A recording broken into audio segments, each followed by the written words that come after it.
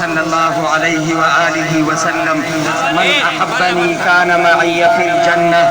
او كما قال عليه الصلاة والسلام. عزت مندو حاضرینو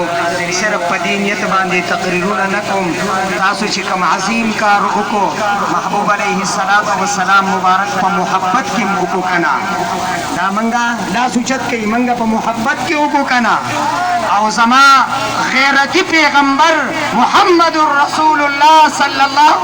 علیه وسلم فرمای من احبنی کان معي فی الجنه چا چې زما سره محبت وکړو دا به زما سره په جنت کې الحمدلله الحمدلله. او دا زما استا کمال نه دی ګوره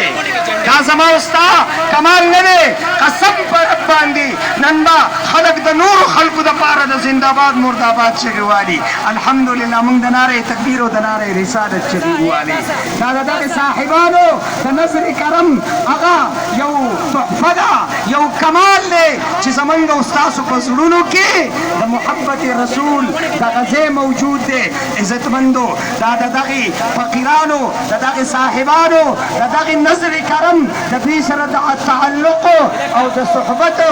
هغه اثر دی چې ما وتانن سو قدمونه د پیغمبر علیه السلام په محبت کې واغستله. عزتمندو حاضرینو زه تقریر نکوم ټول په جمع باندې په شوق باندې په اخلاص باندې درود وایي. اللهم صل على سيدنا ومولانا محمد وآله وعترته بعدد كل معلوم لك صلاة وسلاما عليك يا سيدي يا رسول الله وعلى آلك وأصحابك يا سيدي يا رحمة للعالمين. ما خو شوسين ستوي چې تاسو دعا وکړئ خو هغه